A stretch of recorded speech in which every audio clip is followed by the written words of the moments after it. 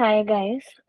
So today we are going to start with basics of numbers, and this is the first topic to do क्योंकि numbers के basic properties जानने के बाद ही हम CAT के questions को समझ सकते हैं easily, and these are very basic things that most of you would know, but कहीं ना कहीं हम लोग के concepts इतने clear नहीं होते, तो मैंने बहुत बार कैट में लोगों को इस वजह से कंफ्यूज होते हुए देखा है। So there are only a few things जो कवर करनी चाहिए एंड जिसका बेसिक्स बहुत स्ट्रांग होना चाहिए कि रियल नंबर क्या है, इमेजिनरी नंबर क्या है, या फिर रैशनल इरैशनल नंबर में डिफरेंस क्या है, prime numbers and composite numbers में क्या डिफरेंस है।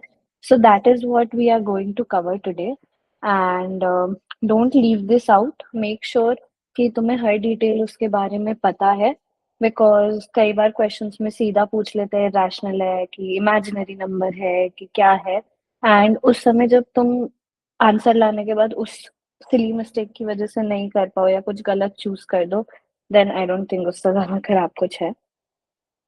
So let's go ahead with the lecture. So we're going to cover basics of numbers today. So when we talk about numbers, there are two types of number: real and imaginary numbers. So what is a real number? Any number that can be shown on a number line is a real number. So अगर कोई number line दी हुई है 0, 1, 2, तो even a number like 1.2348 something something like that will have a space on number line. हम exact मैं अभी यहाँ पे नहीं पॉइंट कर सकती हूँ, बट कोई तो एक मिली पॉइंट होगा ना जहाँ पे वो नंबर भी एग्जिस्ट करेगा, तो वो नंबर हमेशा एक रियल नंबर होगा। एंड इमेजिनरी नंबर क्या होता है, जैसे कि फॉर एग्जांपल मैंने ले लिया x square is equal to -1, but if we think about x square, क्या एक्स स्क्वायर कभी -1 हो सकता है? एक नंबर या तो जीरो हो सकता है, या नेगेटिव हो सकता है, या पॉजिटिव हो सकता है। नाउ वी नो कि negative into negative is always positive, तो -1 तो कभी नहीं हो सकता। पॉजिटिव इंटू पॉजिटिव हमेशा पॉजिटिव होगा, और zero into any number is zero only. तो ऐसे भी कई बार क्वेश्चंस आ जाते हैं या ऐसे कभी सॉल्यूशंस बन जाते हैं, तो उस इस टाइप के, तो यहाँ पे x को हम एक इमेजिनरी नंबर लिखेंगे और इसको हम √-1 की तरह करेंगे। ठीक है, ये हम नंबर लाइन पे नहीं कर सकते, बिकॉज ऐसा हमारी मतलब बुकलेट सामने हमारे ऐसा कोई नंबर एग्जिस्ट नहीं करता है। तो x is equal to √-1। Now this root of -1 has a special name and that's called iota. ठीक है, तो जेई वगैरह में बच्चे कॉम्प्लेक्स नंबर्स पढ़ते हैं and very difficult questions, good thing for CAT हमें ये चीज करने की जरूरत ही नहीं है, बिकॉज ऐसे क्वेश्चंस पूछते नहीं है, but just for the sake of it हमें एक बेसिक ऑफ इमेजिनरी नंबर जरूर पता होना चाहिए।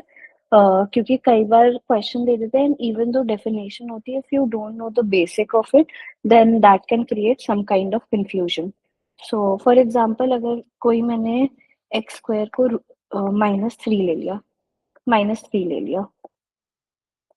तो x हमारा √-3 होगा, and this will be represented as √3 into √-1, that is √3 iota. तो आयोटा जब हम देखते हैं तो उसकी कुछ प्रॉपर्टीज होती है। फॉर एग्जाम्पल जब i इज इक्वल टू √-1, तो हम कह सकते हैं कि i square is equal to -1। Then if we go to I to the power q, I cube, then we see -1 into आई हो जाएगा, क्योंकि ये आई स्क्वायर, तो आई स्क्वायर इंटू आई आई क्यूब हो जाएगा। तो इसको हम -i लिख देंगे। I टू द पावर 4 हम कहेंगे कि -i इंटू आई हो जाएगा, और ये क्या हो जाएगा, माइनस ऑफ आई स्क्वायर हमारा -1 होता है, माइनस इंटू -1 हमारा +1 हो जाएगा। आई टू द पावर 5 हमारा 1 इंटू आई होगा। आई टू द पावर 6 हमारा आई स्क्वायर हो जाएगा, तो वो -1 हो जाएगा। आई टू द पावर 7 हमारा माइनस आई होगा, -1 into I minus I, and I to the power again 8 again will be -I into I, तो -I square होगा, and -I square हमारा 1 के बराबर होता है. So what we see here is a cyclicity of 4. See कि जब हम लोग I to the power 4 देख रहे हैं तो 1 हो रहा है, एंड 4 नंबर्स के बाद 4, 5, 6, 7 के पार के बाद अगेन 1 हो रहा है, जब 1 से हम I मल्टीप्लाई करेंगे तो ये सेम चीज होती रहेगी.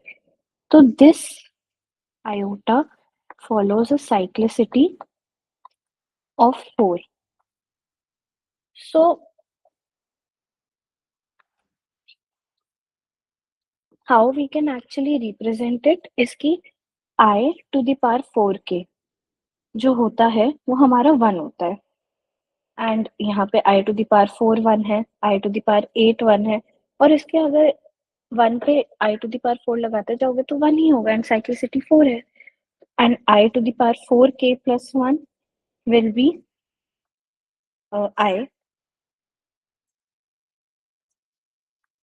I to the power 4k plus 2 will be minus 1, I square हो जाएगा एंड वो -1 हो जाएगा.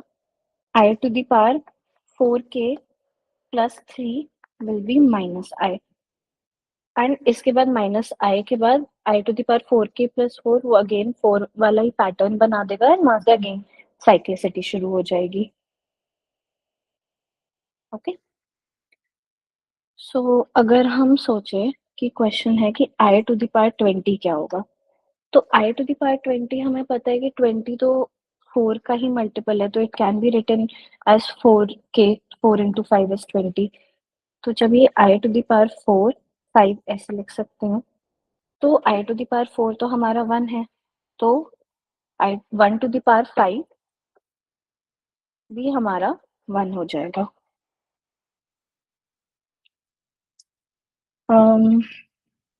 एक और क्वेश्चन ले लेते हैं.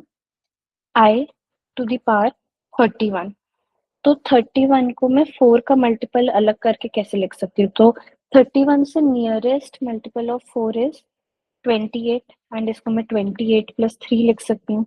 तो ये हमारा नथिंग बस I to the power 4k plus 3 का पैटर्न हो गया, एंड 4k प्लस 3 में हमारा क्या आ रहा था, -I, तो इसको हम सीधा -I की वैल्यू दे सकते हैं. And I think this is more than enough information to get for imaginary numbers and complex numbers. इससे ज़्यादा कैट में फॉर्चुनेटली हमें करने की ज़रूरत नहीं पड़ती है. तो this was all about imaginary numbers. Now we come to real numbers.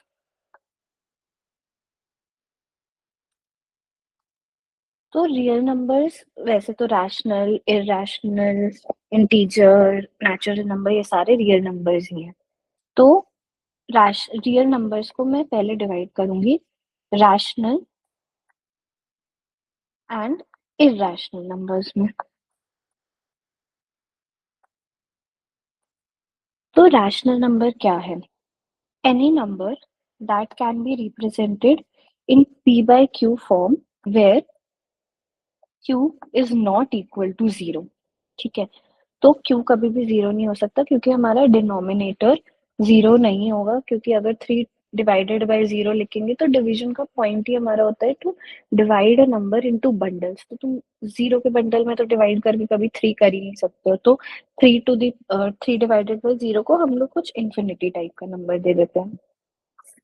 तो rational number is any number जिसको हम p by q के फॉर्म में लिख सकते हैं. ठीक है, तो रैशनल नंबर्स में हमारे आ गए इंटीजर्स आ गए. इंटीजर्स को भी हम p by q के फॉर्म में लिख सकते हैं, जैसे कि एक नंबर 3 है तो उसको हम 3/1 तो लिख ही सकते हैं ना. So this is also a rational number. Then we come to terminating decimal. So what are terminating decimals? जैसे डेसिमल पॉइंट के बाद जब there are only a limited number of digits या नंबर्स जो भी हैं, डेसिमल पॉइंट के बाद एक लिमिट के बाद खत्म हो जा रहे हैं, उसको हम टर्मिनेटिंग डेसिमल कहते हैं. For example 0.25. तो इसके आगे कुछ चल नहीं रहा है, इनफाइनाइट कुछ चल नहीं रहा है, the numbers get terminated, that is why it is called terminating. तो 0.25 है, तो इसको मैं 25/100 लिख सकती हूँ, nothing but 1/4. तो ये भी हमारा p by q फॉर्मेट में आ गया. So this is also a rational number. Then एक और टाइप का होता है रिपीटिंग डेसिमल्स, उसको कहते हैं.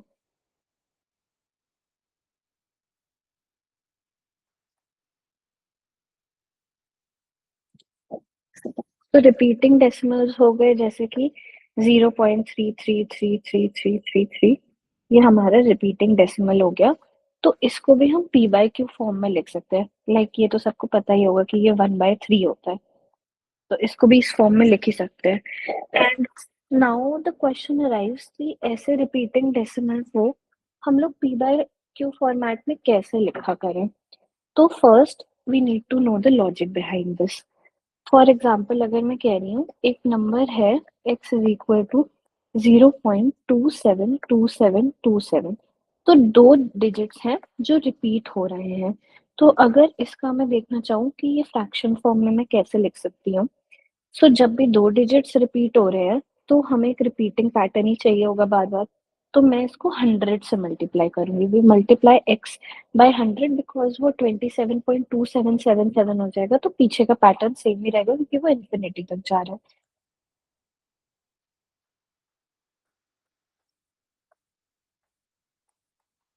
ये भी ऐसे इन्फिनिटी तक चला जाएगा. और मैं जब वन में से टू माइनस करूंगी तो 99x इज इक्वल टू 27 आ जाएगा.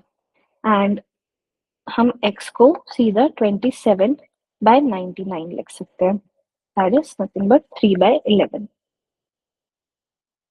सो दिस इज द लॉजिक कि हम इसको फ्रैक्शन फॉर्म में कैसे कन्वर्ट करते हैं. अब एक इसका पैटर्न है जो हर चीज में अप्लाई हो जाएगा. जैसे कि एक नंबर है 0.347347347 और ये चलता जा रहा है. सो द थिंग इज कि इसको हमें अगर डायरेक्टली लिखना है तो हम जो भी नंबर रिपीट हो रहा है उसको न्यूमरेटर में लिखेंगे, और डिनोमिनेटर में हम जितने भी number of digits bar bar repeat हो रहे हैं उतने नंबर ऑफ 9 रख देंगे. तो यहाँ पे 347 हो रहा है तो हम लोग 3 डिजिट्स रिपीट हो रहे हैं तो हम इसको डिवाइडेड बाय 999 कर देंगे. And that is it. That is how you actually solve it. Now, अगर मैं ऐसे वाले क्वेश्चंस करूं कि 1.728728 ये है. सो आई वुड लाइक कि अगर वीडियो देख रहे हो तो इसको पॉज करके एक बार खुद से करो and then go ahead with the solution and see it. तो इसको हम क्या लिखेंगे. 1 प्लस 0.728 और ये पैटर्न चलता जाएगा. इसको हम सीधा लिख सकते हैं 728 divided by 999, right.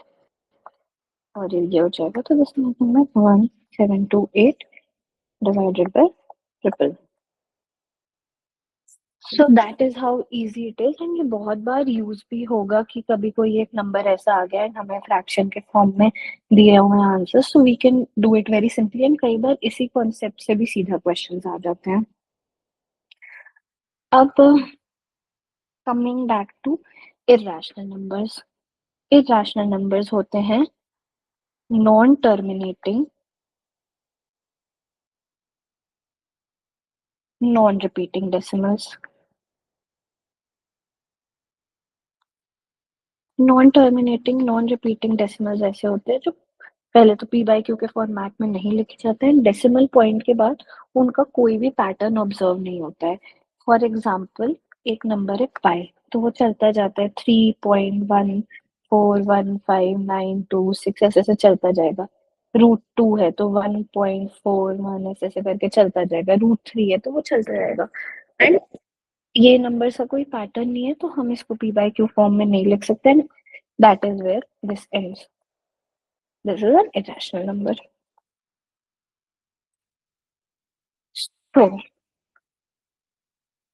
when we come to rational numbers,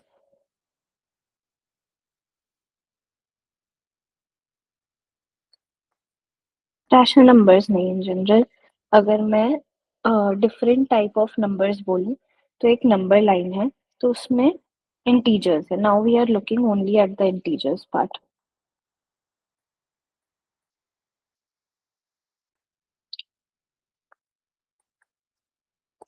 और -1, -2, -3, ये सारे नेगेटिव हमारे इंटीजर्स हो गए। तो इनको हम लोग नेगेटिव इंटीजर्स कहते हैं।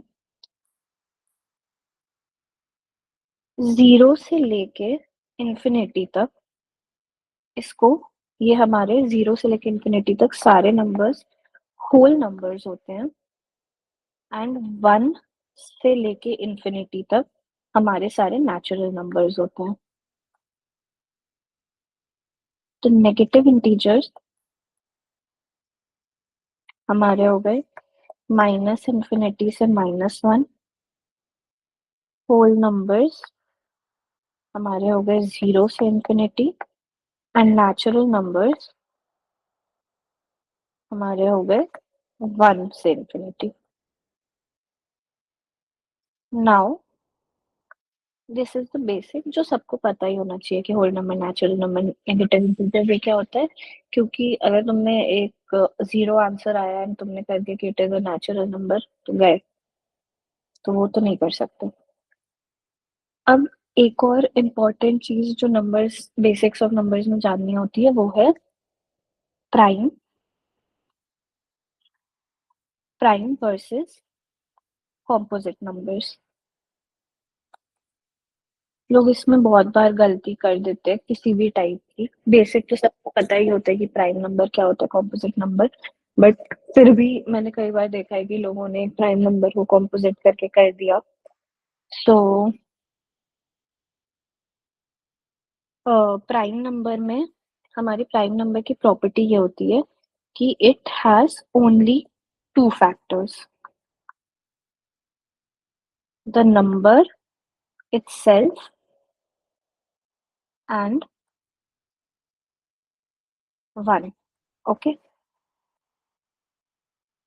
And composite number is any number with more than two factors. So I hope everyone understands what a factor is. So एक नंबर का फैक्टर वो होता है जिससे हम उस नंबर को completely डिवाइड कर सकते हैं।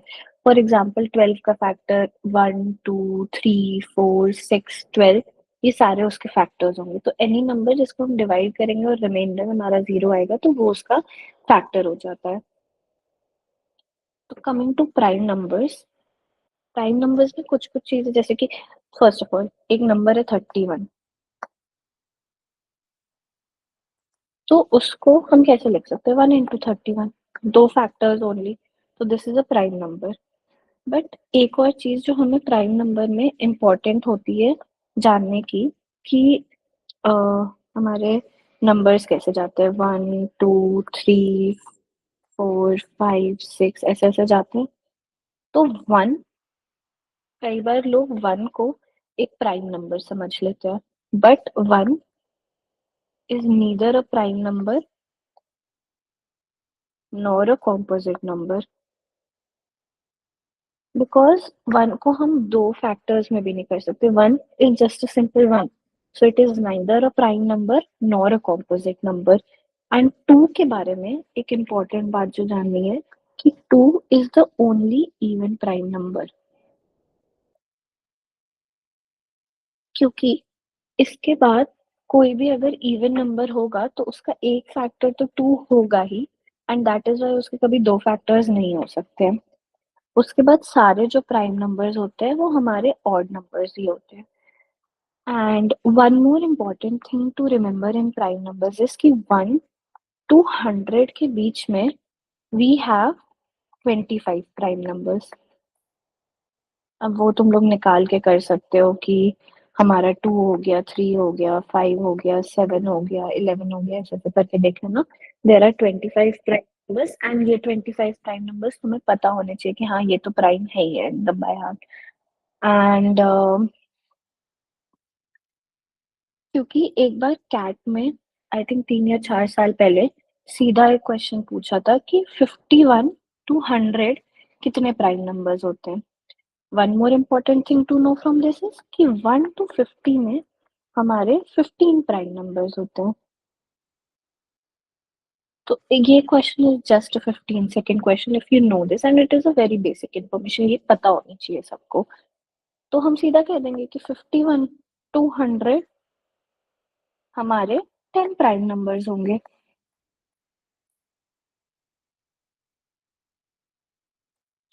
Such an easy question. So this is about prime numbers and prime numbers की एक चीज की आइडेंटिफाई करना है, तो प्राइम नंबर हम कैसे आइडेंटिफाई कर सकते हैं? तो प्राइम नंबर जो होते हैं वो हमेशा 6 के प्लस माइनस 1 के फॉर्मेट में होते हैं।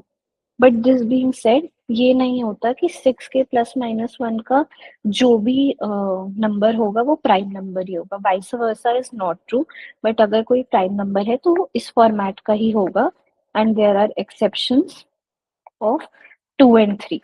ओके, फॉर एग्जाम्पल अगर हम 2, 3, 5, 7, 11, तो ये सारे हमारे किसी फॉर्मेट में तो आ जाएंगे कि 2 और 3 छोड़ के 6 के -1 का फॉर्मेट, 6 - 1, 6 + 1, 12 - 1, 12 + 1, तो सारे इस फॉर्मेट के होते ही हैं।